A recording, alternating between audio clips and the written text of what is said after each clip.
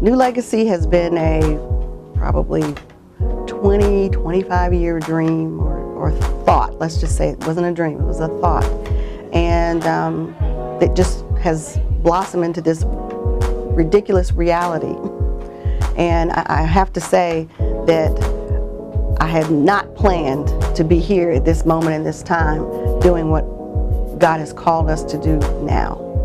This is something that just morphed out of just a desire to serve and to meet a need. And then it just grew, and we were thinking too small for God.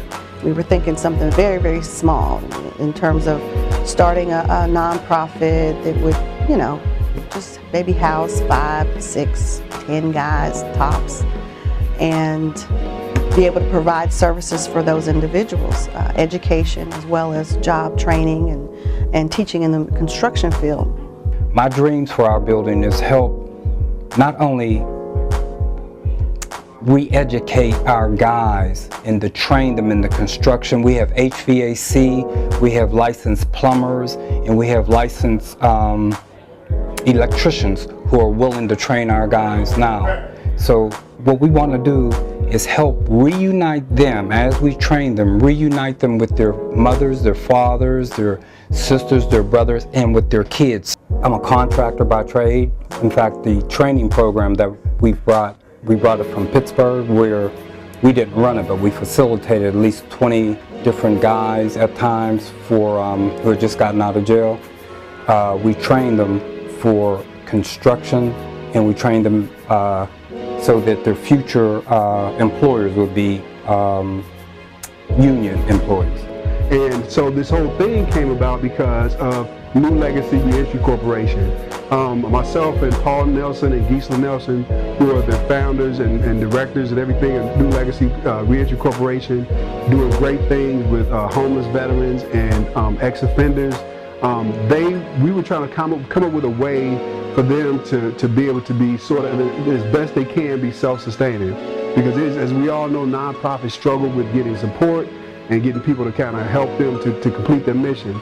So what we came up with was, okay, let's create a business that will help the New Legacy to be able to be, as much as they can be, self-sustaining. So that's what Level 7 does. Level 7 Recording Studio, the money that you pay us to do your business, to create your music and your spoken word, whatever it is you do, voiceovers, whatever, half of that goes to New Legacy Reentry Corporation for them to complete their mission.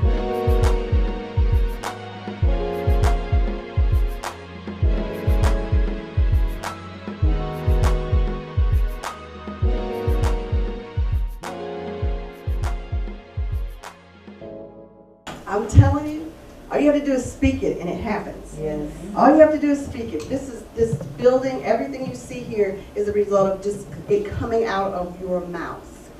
Yes. And if it happens for me, my husband, and the guys that are going to be living here at some point in time, it can happen for you. When brother comes down from a high, he moves like a ghost trapped on the ground. His thin frame weathered from the effects of bad habits, eyes nervous and searching. When I catch him standing on the edge of the front porch, coffee cup cradled in his hand like a loaded gun, cigarette parked in his lips, I wonder if he is hunting for his former self, the one who jumped out of the back of planes instead of arms, watching him crowd. As these freedom mics develop, they just get better and better and better. And you see all forms of art come to life. And I'm just excited to be a part of that. I'm excited to be able to provide a venue for artists to have an outlet. It's one of the things about the Freedom Mic is that this is an opportunity for the reentry community to cultivate their creative skills. Right now we are hosting Kentucky Poets Laureate Frank X. Walker. He is doing a workshop right now in a room like 2 doors down from me. And then we will be doing an open mic later on this evening, which is going to be open to individuals to come and sign up and showcase their talent. And what's really exciting about these Freedom Open Mics, you never know what to expect. You never know. few weeks ago, a gentleman walked through the door. The mics were still pretty, thin. We weren't selling out any crowds. Young gentleman walked through the door and blew us all away. He got up, he began to do some spoken word, and we immediately signed him up to be the featured speaker the next month. What we do here at New Legacy is we provide a community and a buffer. So when, person is released from prison, trying to put his life back together, there's going to be bumps in the road. There's going to be times when you want to just go back. We talked yesterday, Shawshank Redemption is such a good example of what's missing in the reentry community.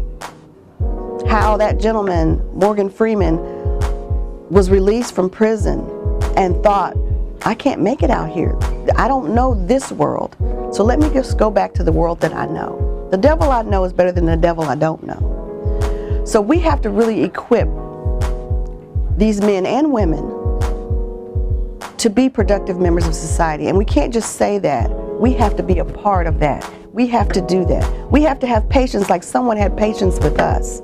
We have to be able to be willing to give that second and third and fourth and fifth chance, as the Bible tells us to do.